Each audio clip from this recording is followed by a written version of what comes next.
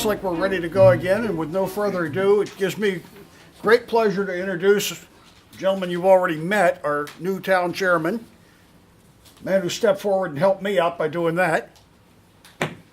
Peter has a long history in Republican politics. He's been an active member of several different organizations. He's a writer, a publisher. He's been involved in film work. Originally a Portland West Ender.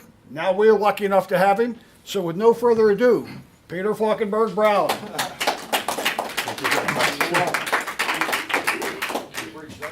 Well, we have to thank Dennis for being the chairman who rebooted the Gray Republican Committee, with everybody else's help, of course. Very much. So thank you, Dennis. We're making a recording of it, which we'll put on our website. And one of the idiosyncrasies of my camera is that it only records for 29 minutes. So after about 25 minutes, Larry's going to wave at me, and we're going to restart the recording, and I'm going to clap to sync the audio.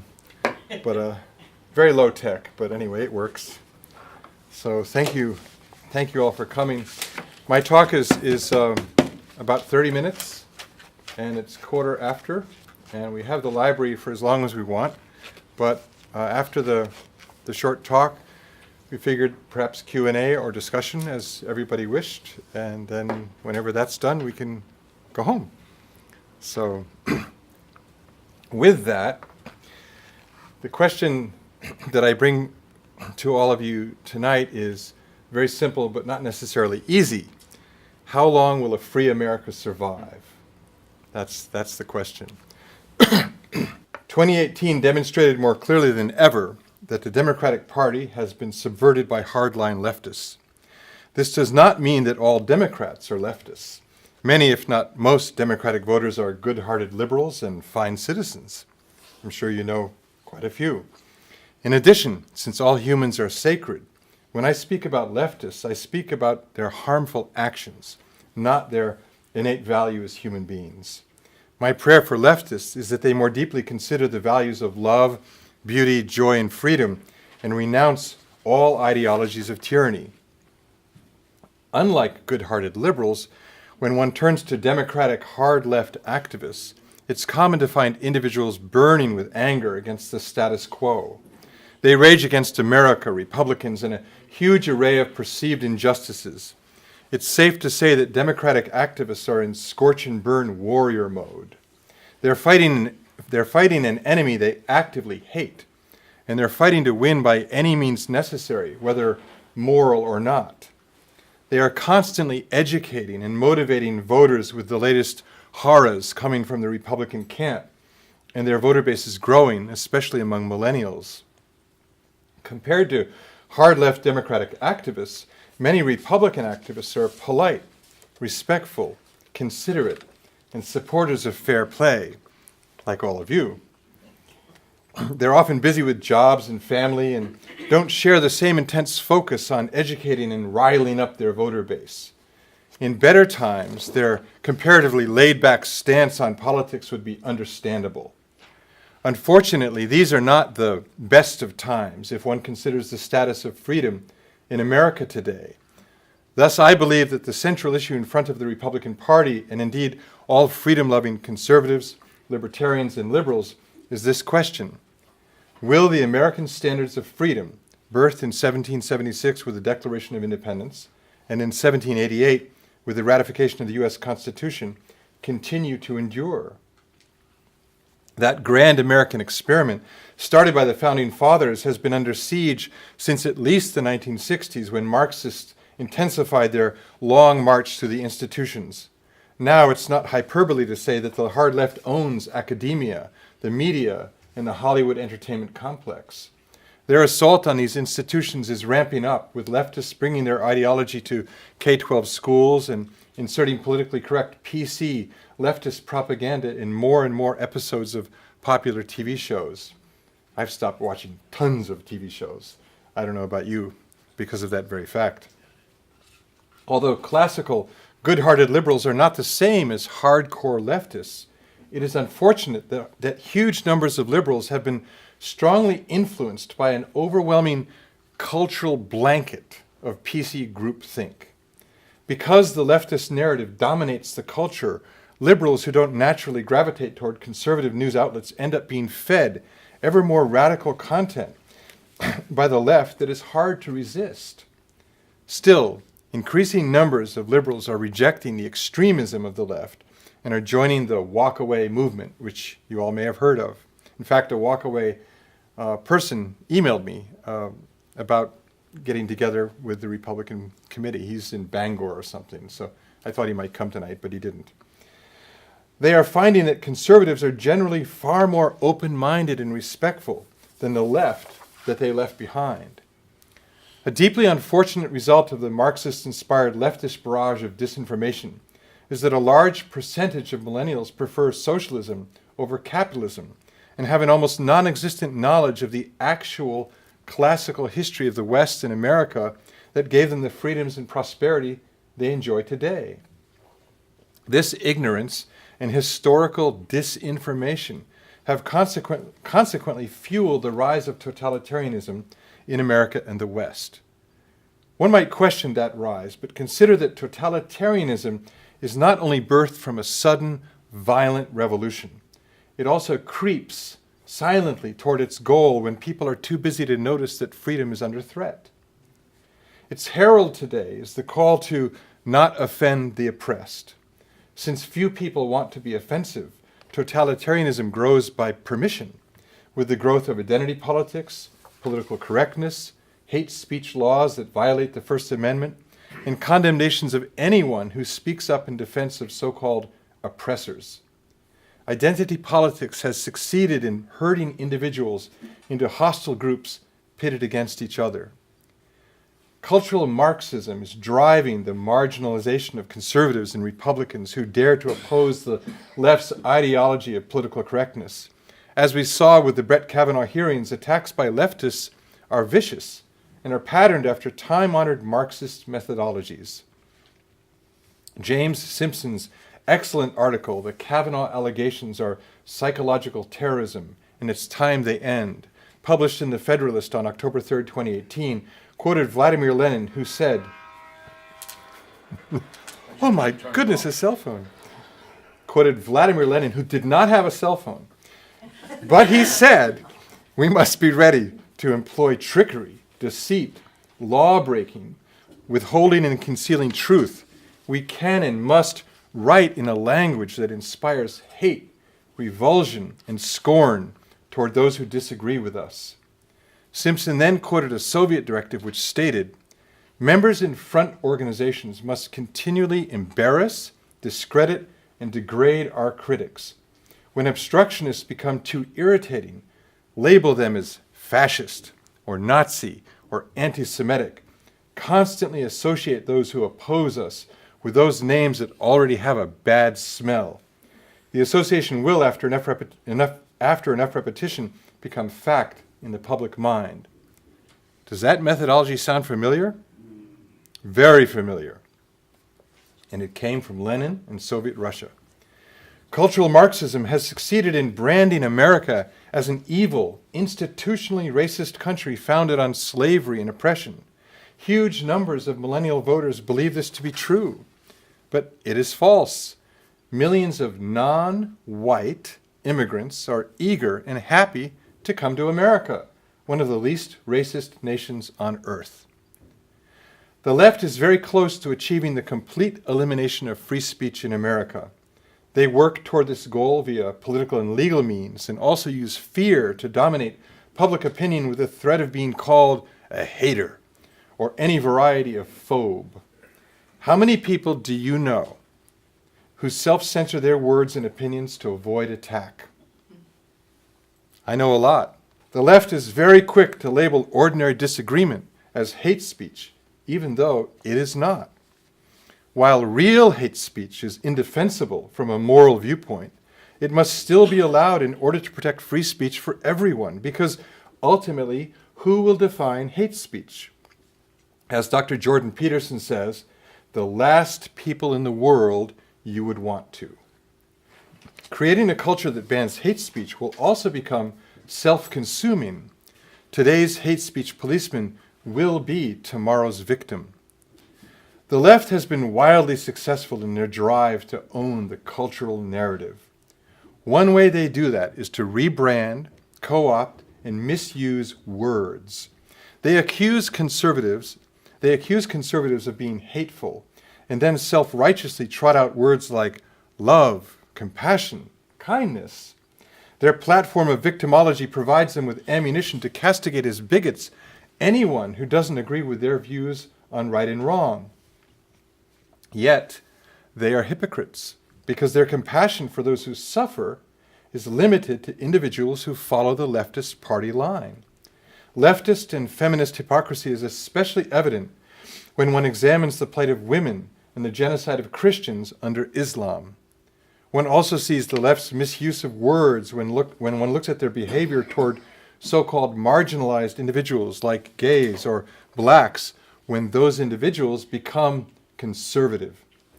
Hatred erupts, with gay conservative Jews branded as Nazis and black conservatives accused of being white supremacists.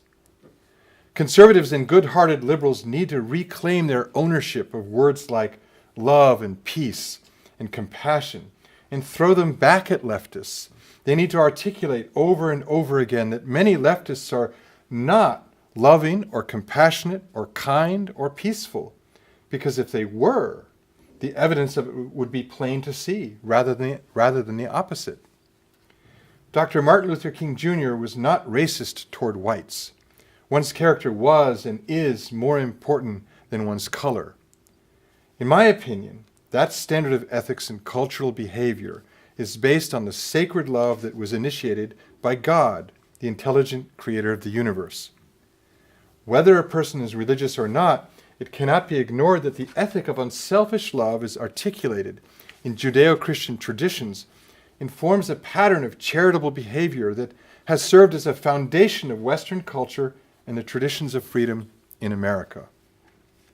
The impact of godly love on human behavior is clearly seen in the radical difference between the moral and ethical positions of the American founding fathers and the actions of terror by the citizens of the French Revolution as they guillotined innocents and screamed "J'accuse." It is a common phenomenon that evil accuses good of the sins that evil commits. What then is the moral high ground that conservatives must claim in the clash of values with the left? My view is that love, real, wide, sacred love, must lead us in our efforts. Love must be expressed in all directions, not just toward those of like mind. Thus, we can say to leftists that we and they must work to love and save the victims of tyranny, including women and Christians under Islam. At the same time, we must treat each other with respect and love, even when we disagree. Most leftists utterly fail at this. It's time that we clearly articulate to them and the public at large that when leftists express totalitarian hatred and violence toward conservatives, they have completely lost the moral high ground. I like to summarize it thus. One of the great dilemmas of life is how to love everyone while fighting tyranny.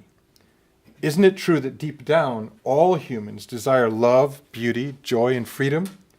Love gives birth to freedom, and the death of love destroys freedom. Thus, to defend love and freedom, we must fight tyranny and remember the words, "Love your enemies," from Matthew 5:44.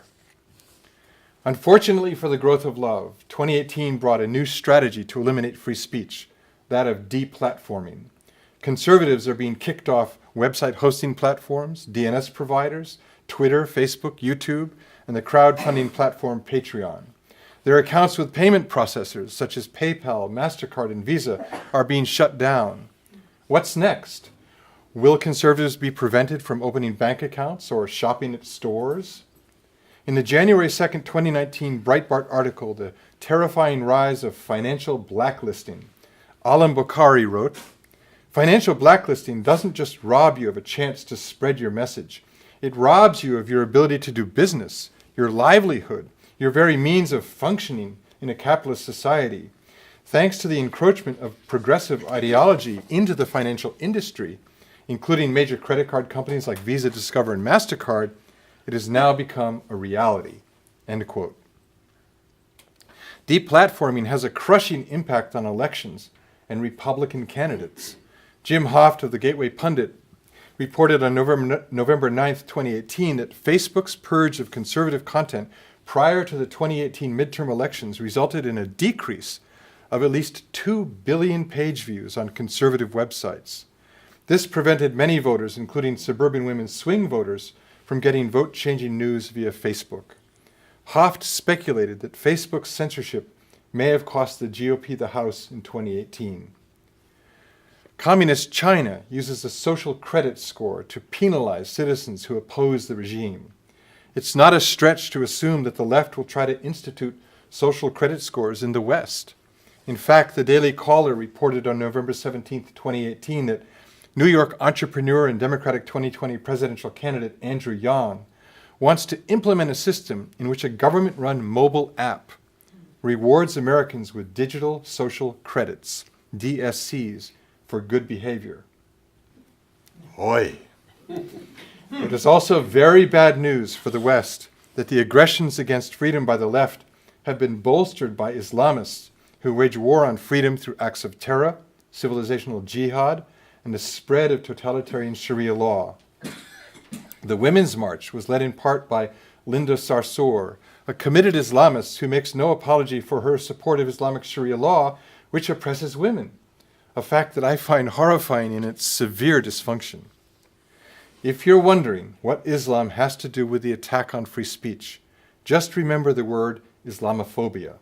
Then remember the Danish cartoon violence, Salman Rushdie, Charlie Hebdo, and the huge numbers of Islamic terror attacks that are going on all over the world.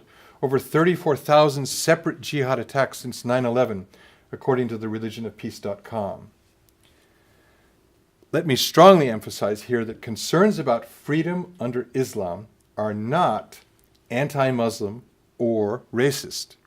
Muslims are multiracial, and large numbers of Muslims are good-hearted, freedom-loving individuals who often are the first victims of Islam.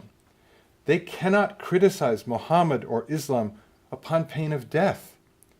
Concerns about Islam, not Muslims specifically, are relevant because of Islam's violent and totalitarian history and its supremacist doctrines. Republicans who criticize Islam are screamed at by Islamists who condemn blasphemers and apostates to death, which is quite a contradiction.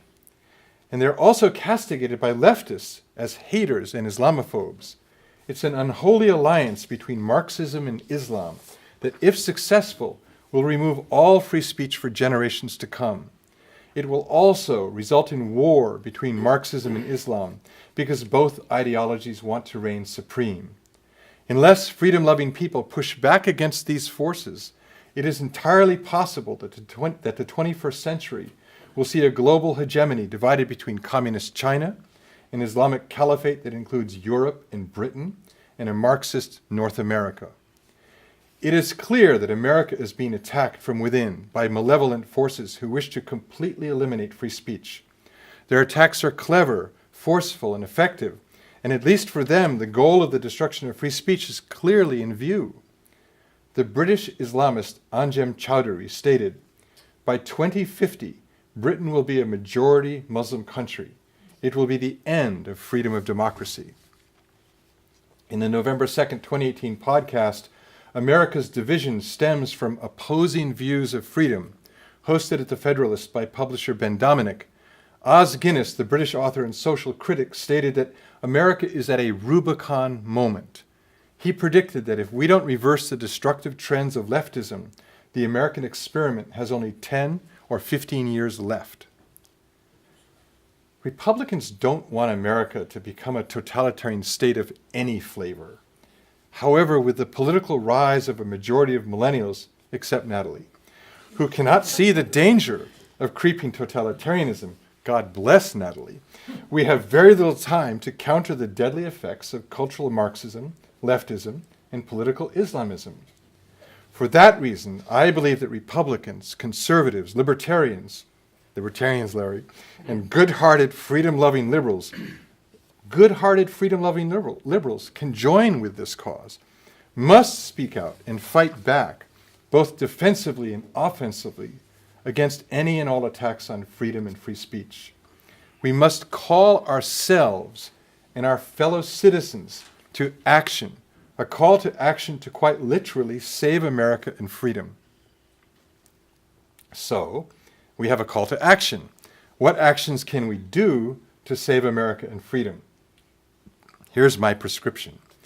Republicans must win elections and thus implement and preserve legislation that safeguards America's values by educating and motivating voters about the importance of America's founding principles of constitutional freedoms and the primary threats to liberty that are facing America today.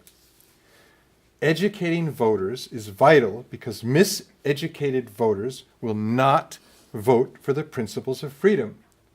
This is not a popular methodology in Republican circles. Republicans find candidates, get them involved, get them out there, focus on getting the voters out to elect those candidates because they're Republicans, so they should elect them. But in my opinion, Republican committees across the country have not focused on educating voters to vote for those Republican candidates. Therefore, if we don't educate voters, our efforts won't be as successful as they should be. So let me repeat that. Educating voters is vital because miseducated voters will not vote for the principles of freedom. There are many threats that need attention, including things like a balanced budget, but I believe that failing to educate voters about the following 4 issues has the potential to irreparably damage American and Western civilization, because these 4 issues drastically affect the minds and hearts of people. They are: issue number 1, the absolute necessity to allow free speech about any topic without reprisal from cultural or political totalitarianism, from social media platforms, payment processors, banks, employers, other institutions, or the government. When free speech is gone, the game is over.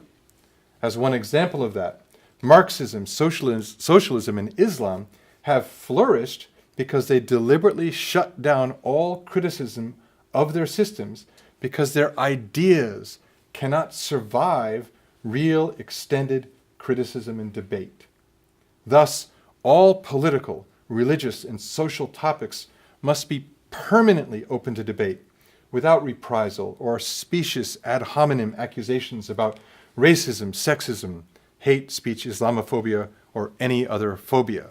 Phobia is defined as a persistent, irrational fear. It's safe to presume, don't you think, that most conservatives are not animated by phobias about the social and political topics that I've listed. Are you? I'm not. If anything, one can see what looks like irrational fear coming from the left, demonstrated by protesters shrieking hysterically and hatefully at conservative speakers. Luckily not tonight. Issue number 2, the value of capitalism over socialism or Marxism. Free market capitalism is continuing to dramatically reduce global extreme poverty. This is in direct contrast to the horrendous economic record and totalitarian nature of socialism and Marxism. Venezuela is a current and tragic example.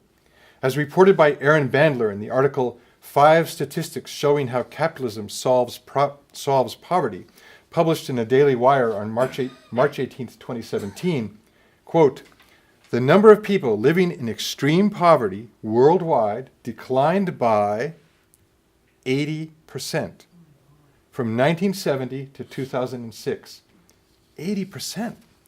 Bandler quoted American Enterprise Institute President Arthur Brooks in a 2012 speech, who stated, "It was globalization, free trade, the boom in international entrepreneurship. In short, it was the free enterprise system, American style, which is our gift to the world." End quote. Unfortunately, capitalism is severely under attack because of ignorance about its ability to improve lives.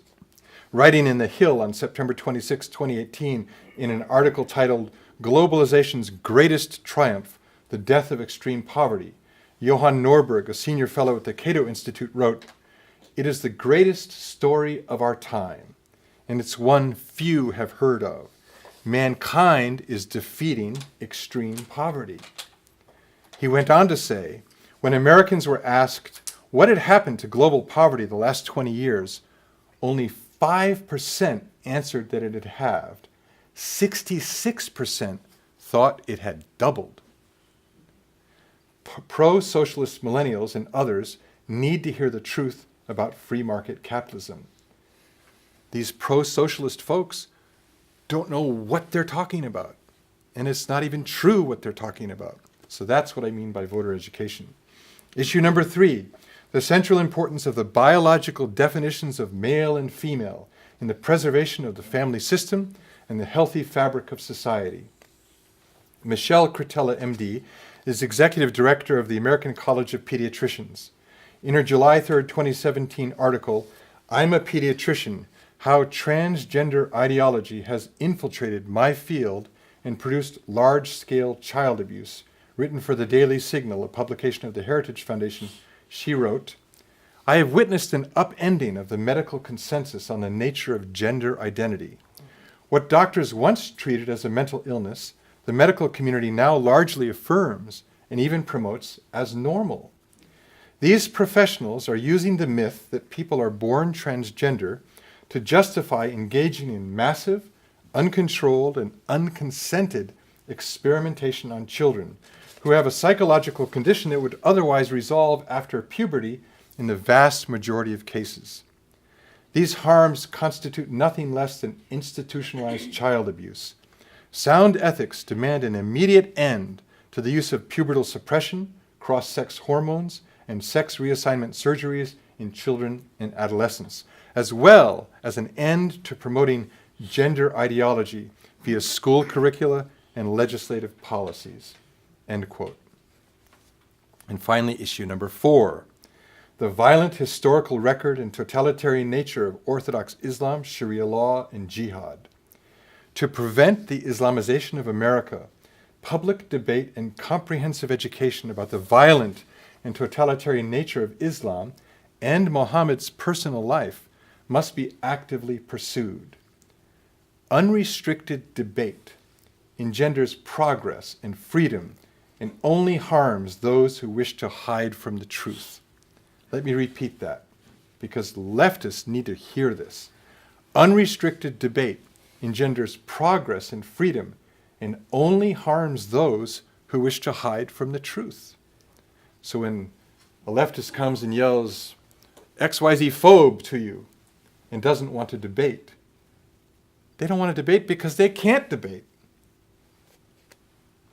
Therefore, Islamic blasphemy and apostasy laws must not be enacted in any form because they violate the First Amendment and open the door to Islamic totalitarianism. In addition, U.S. laws must be enforced with Muslims just as they are with other citizens. And this is relevant to Maine. That means that Sharia law, punishment of blasphemers and apostates, wife beating, female genital mutilation, which is an issue for Maine, and other Islamic practices that violate U.S. law must not be allowed. Public schools cannot include Islamic religious indoctrination, as many now do, where they have students reciting the Shahada, I think it's called. It's the statement that says that you're a Muslim, because that violates the separation of church and state. Muslims cannot receive exemptions from U.S. laws that other religious citizens like Christians and Jews do not receive. This method of enforcing existing U.S. law with Muslims was suggested by Robert Spencer in a December 26, 2018 conversation with David Wood in their video, Patreon, MasterCard, and Jihad. Spencer compared it to the broken windows method of community policing practiced in New York City, which dramatically reduced crime after broken windows in abandoned buildings were repaired.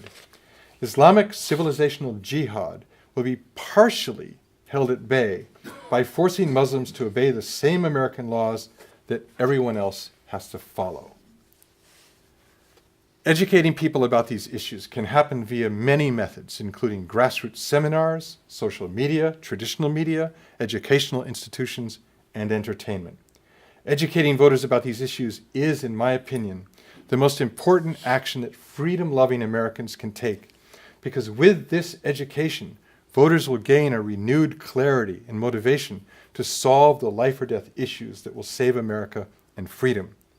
All those who love freedom must defend, maintain, and increase the sacred individual rights of freedom, which so many have paid for with their lives and their blood. Thank you.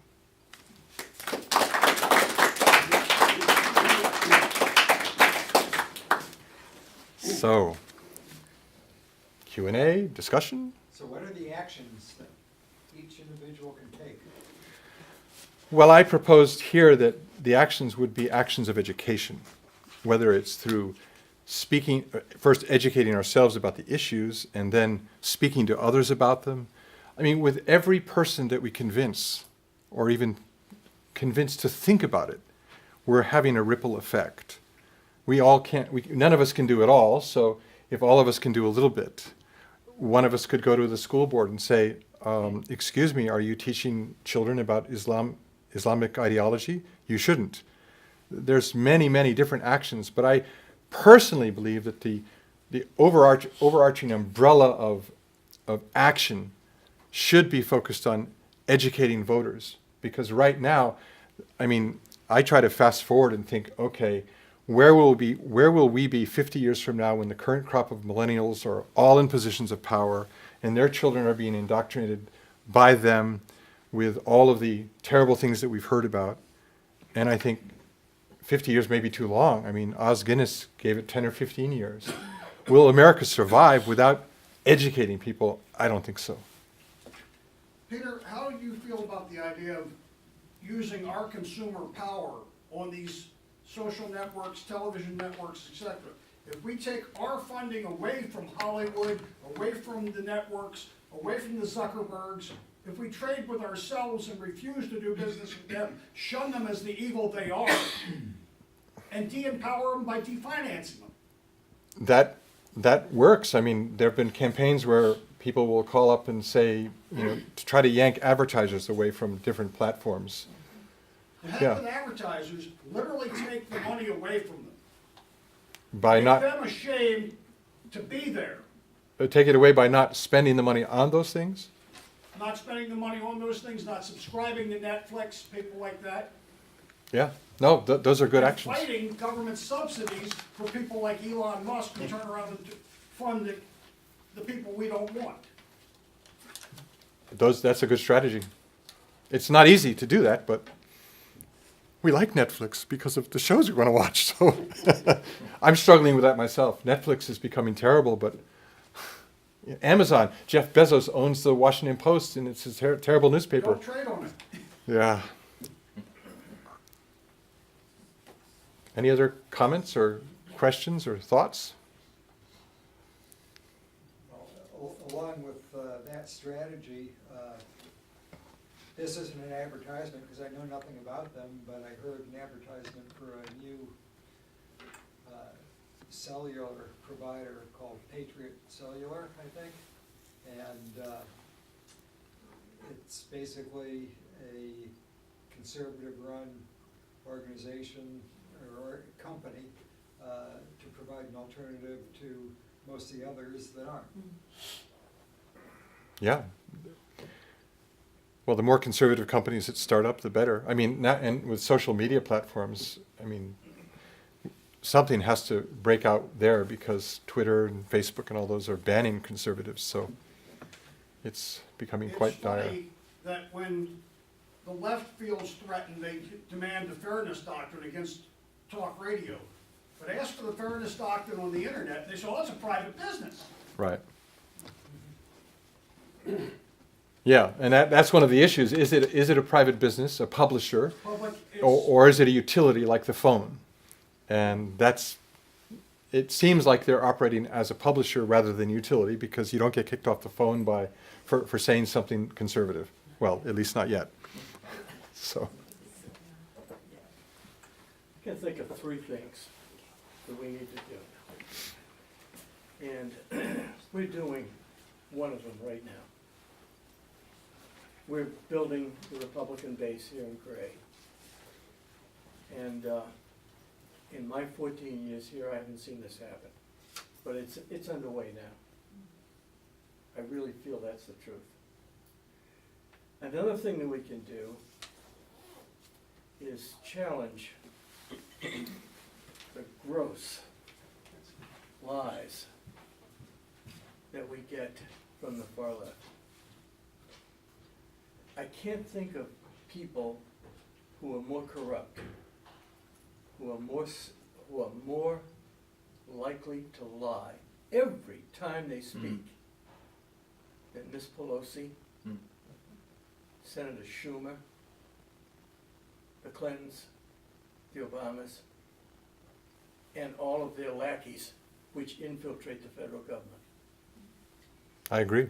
And we need to speak clearly and often.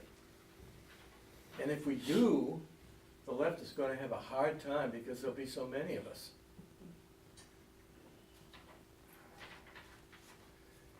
I think if we do what we should do, we've got a very good chance. I've looked at American history all my life, and I've seen lots of challenges. This is the toughest one because it's within. This isn't like the Japanese or the Nazis or even the Soviets. This is really dangerous. It's for the soul of the nation. Yes, that's what it is.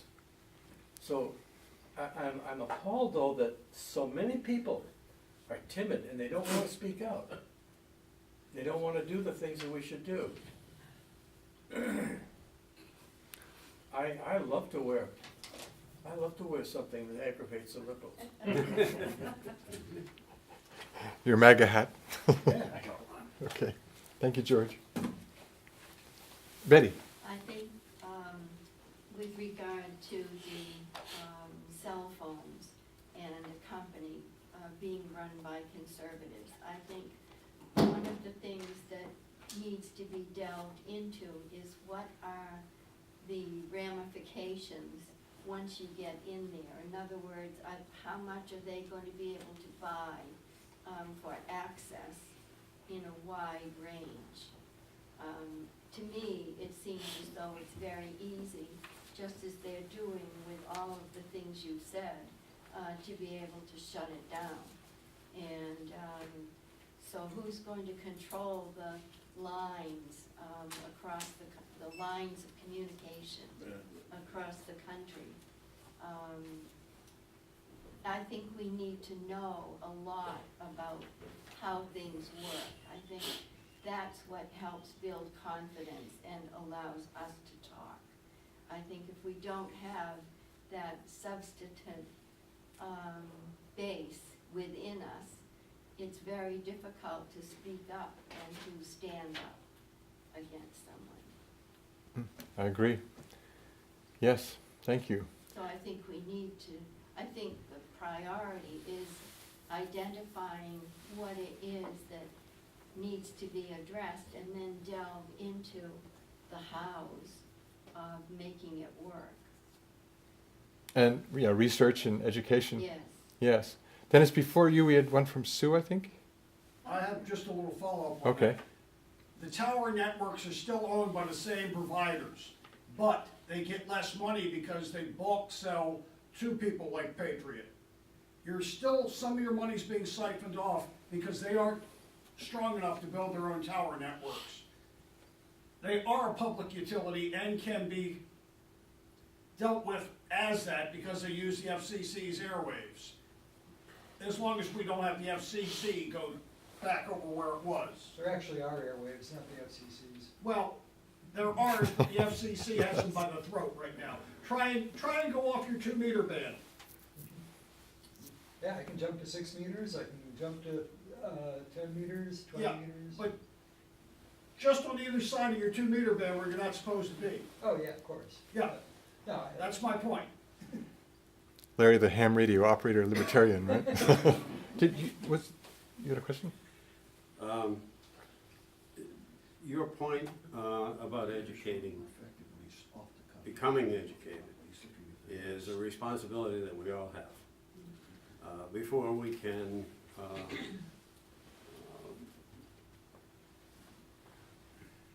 talk about issues, you know, intelligently. And if anyone knows anything about the progressive movement, it started over 100 years ago. And that's what we're faced with today. That's what this is all about. It's here, it's now. And it was done behind the scenes for many years. Mhm. And it culminated when Hillary lost the election. All of a sudden, the whole thing exploded. And it blew up, and the progressives retaliated by saying, hey, you know, we've worked for this, you owe us this, now what do? We're going to resist. So to your point, you said you don't know why people don't stand up to this. They don't know. People don't know. Right. Most people don't understand what's been going on for the last 100 years. That's right. Right. And there are many books that we can read up on, and a lot of good writers, conservative writers, that have documented all of this stuff, going all the way back to, you know, Woodrow Wilson and beyond. And it's been incremental, and then all of a sudden they saw their opportunity with Hillary, and they said, okay, now it comes out. Now we're going to break the glass ceiling, or whatever the phrase was. And when she didn't get elected, they were very upset, because this was going to be their coming out. Their pinnacle moment. Right, in Right. history. Yeah. Yeah. Well, and you're right, and all the facts and history that you've just mentioned, you know, if you look at how so many people are educated, especially children, they watch television, and television is completely filled with indoctrination, Sure. so that they walk away from TV thinking, oh, this is true and that's not true, and it's such a hard thing to change. Yeah. Yes, that's true. I thought I saw a hand raised up over there. I just, everything you've said is exactly, I mean, I feel like I recognize that, and I've been coming on recognizing it more and more with each year. And to what this gentleman said, that the top blew off when Hillary went down the tube. I mean, it's just the anger and the retaliation because we owed it to them. But the challenge, I think, is, as you said, is, I mean, I among others, when you're in the trenches and you see this, that's being suggested that we should do in the state, and you're thinking, no, and so you try. But it's really tough to get people to realize what's really at stake. And the female genital mutilation, I've never seen anything but, there's been a couple of highlights, that was one of them, and it was just appalling. That you have the left, that, like you said, oh, the women's rights and the women, and then we talk about doing the torturous things to a little girl. Well, that's not their part. I mean, that should be taken care of at home, or, I don't know who was supposed to take care of it, but it wasn't any of us. I mean, it's just, you can't reconcile their thinking.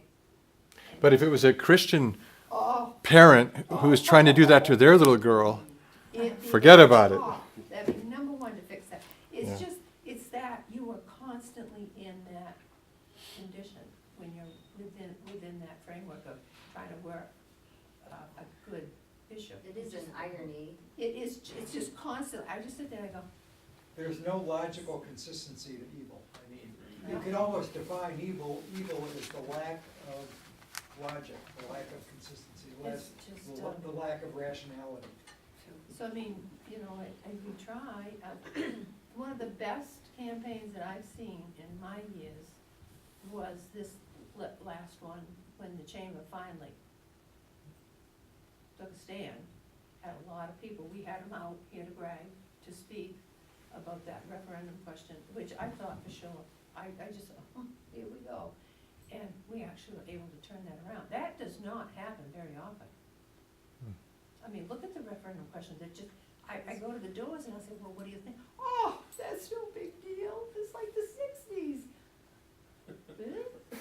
I mean, and it stops you in your tracks, cause you're thinking, I thought we'd have a decent conversation. Where do you go from there if they think this is, so it is hard, I find it really difficult, but you try to put stuff out all the time to keep people engaged, but a lot of them, as somebody said, it's probably right here behind me, a lot of people just aren't getting how big and connected this is. Yeah. They haven't connected all the time. I mean, just reel back what we have seen since Trump came in, that we are no longer struggling with it. I mean, I thought of the men, remember the men lined up on the beach getting their heads cut off? I've thought of all kinds of things that I've brought forward, and it's not happening right now. And that's the good thing, but I don't think people are keeping track. It's like they're listening now, today there's a new issue, so then they're Yeah. upset about this. Think of the good that has been done and addressed, but they're not That's not giving the discussed. credit where it goes. That's not discussed. Do you think that the public appreciates what happened on September 11th, 2001? Now, do I think I do now? Now, okay, compare that to Pearl Harbor. I don't. I don't think you remember Pearl Harbor, but No, I wasn't a do, Twinkle, and I I was just a can't, Twinkle. and I can't imagine how anybody can think about the Twin Towers coming down and killing almost 2,000 people, and forget about it, and just walk away. I just don't understand it. Well, Yeah. I mean, the simple thing of taking a knee, but Yeah. that's not simple. As far as I'm That is concerned, the huge. NFL can go to you-know-where. And what are the children seeing? Yeah. Yeah. I mean, So thus education is so vital. But Betty and Dennis. Betty But first? The fact is that the young people today were not alive when 2011 occurred. Right. So they have no point of reference. And they don't learn history in school. They don't. There's no more civics. Yeah. Dennis? The schools and the media are the reason why 2001, September 11th, is forgotten. You can't even show the video of the planes hitting. No, too inciting, BS. The Japanese are doing a good job through Sony of wiping out World War II. Our monuments are gone in the Pacific. They're erecting brand new titanium ones to their heroes. We're not fighting to protect our history or our culture. Oh, that's true. Yes, Orem. I think you did a very good job in laying out, in categorical fact, all of the ways that we're presently engaged in the Civil War. I mean, when you think about our first Civil War, you know, the country was divided and reunited. And my fear is that during this Civil War, I don't know that we can become reunited because of the immigration problems that we have, the educational problems that we have, the indoctrinational programs that we have. It's going to be harder to draw ourselves back together and become one this time than it was previously. So while I will agree that we're not shooting each other yet, I really am deeply concerned, gravely concerned about the future of this country. And so it's people like us that get together and talk about these things and we have the reach out programs that we do to try to pull this together. But we're in rough shape, you know. I mean, we have holes in the hull and we're taking on water. And when we have pushback, you know, you could be very apropos, and I credit you and your wisdom for a nice delivery. So, Well, thank you. Thank you. But I think you highlight the fact that if we don't educate voters to vote in a better way, our goose is cooked. But, yes. I'm afraid so, but I hate to say that. I was just gonna say, I've never been really real political, but, and I come from Democratic parents from Massachusetts. But over the years, I feel like I know the difference between right and wrong. And I'm trying to figure out what I think is right for people. And so I I've kind of turned Republican. I mean, I am a Republican. But where do you go to read anything, you know, because I don't believe what the Democrats say, and, you know, I mean, how do you get an unbiased something to read so I can learn something so I can educate other people? Well, I I have don't know the material to read to really know that that's the truth. I have a list of about 10 or 20 Well, I need that because websites that I go to every day. I have an RSS feed in my browser, and I just click through them and look at the headlines. my And Can you information link just them from from our website? I can put that list on the Gray Republican. Yeah. That'd be good. because I don't know who's Mhm. who to believe, you know. I'll put. But I do know right from wrong, I feel, and what's going on now is wrong, for sure. May I recommend the Patriot Post? Patriot Post, yes, you can.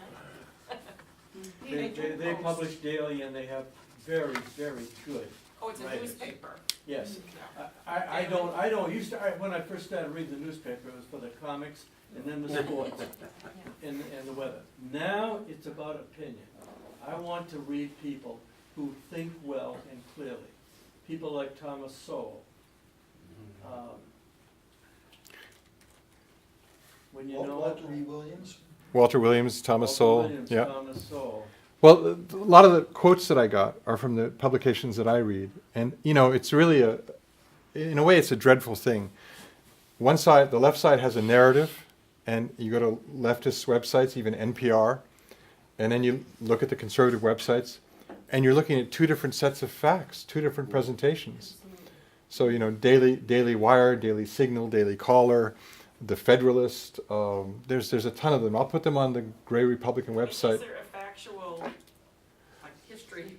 Well, what I like don't about the conservative sites that I read is that they actually quote from the leftist organizations or news articles stating that, you know, Nancy Pelosi said this, blah blah blah blah blah, and here's why it's not true. Okay. So Yeah, that it's not like I don't want to just hear the conservative side. I want to hear the left That's it. side and hear it debunked. And the news sites that I go to do that. But on the flyers out front, we have the website of the Gray Republican Committee. So I'll put that list there, and we can add to it and have, you know, recommended reading list.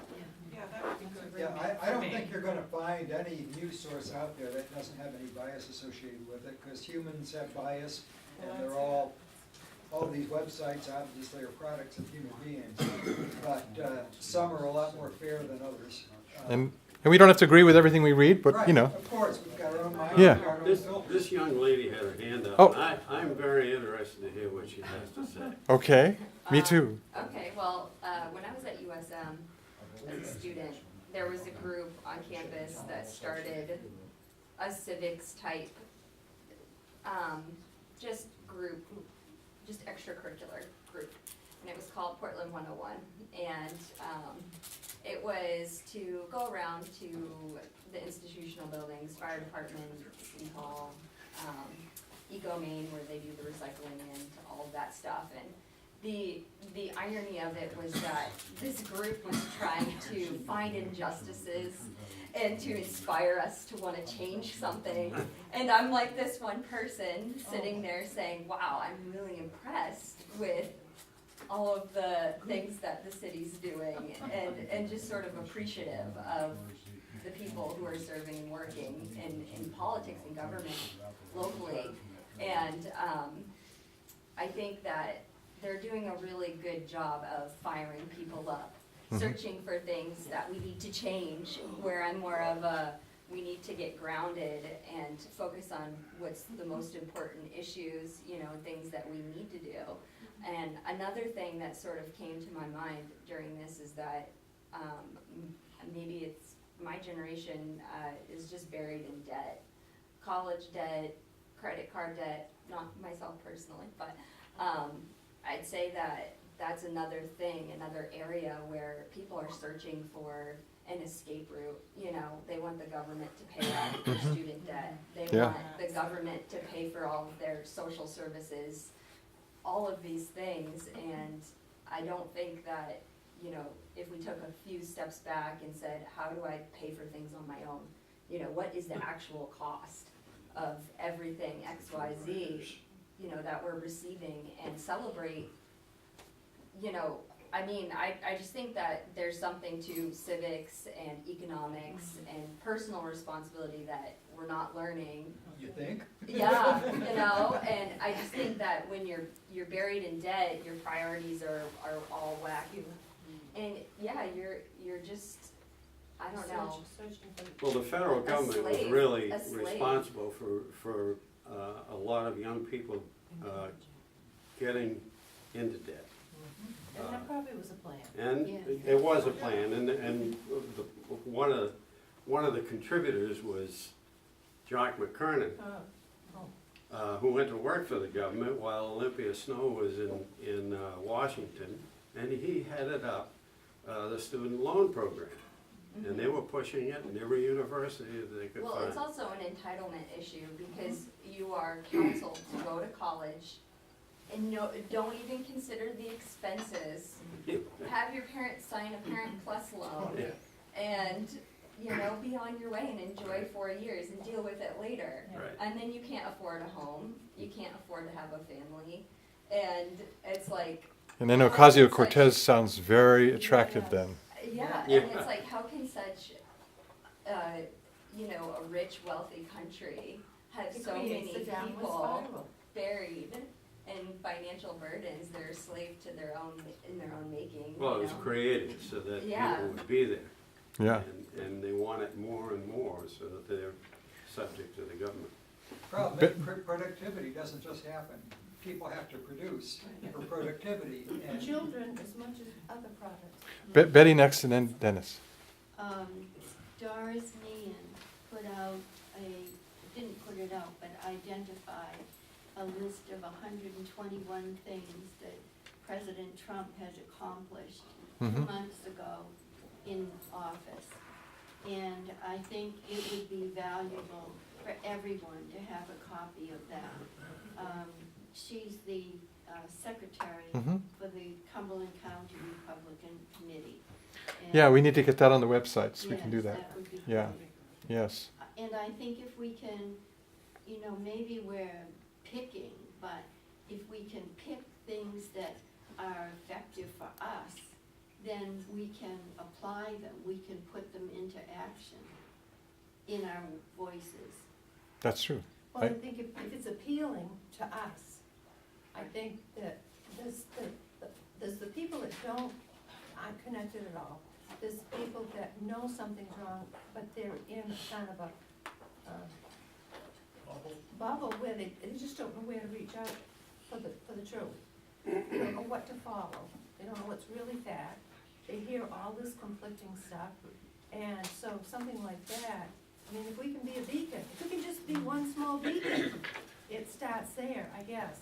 I agree with that because, and that's what I'm feeling about the Republican Party is that we've got to do more than just get out the vote and get candidates to run. We have to educate our friends and neighbors. Dennis. Getting back to Natalie's point, the good question is, how do the American liberals go from freedom riders to free stuff riders? Yeah, Obama. that's right. Oh yeah, he didn't invent it either. They don't want to pay their own way. my kids are all millennials and they're not rich. And well, I'm not rich, but they're not rich either. And they really like the idea of free stuff. And I keep telling them, if you tax everybody so that you can get free stuff, you're going to be taxed too eventually. And eventually no one will have anything, just like Venezuela. So- Yeah. My husband will argue though that we are we're taxed pretty highly and we're not getting a lot for it, Right, that's true. so. That's because we're giving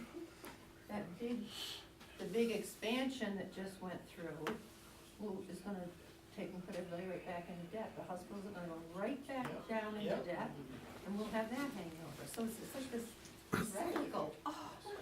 The state or local municipalities do exactly what individuals are doing. They're putting themselves in debt for stuff they can't pay for.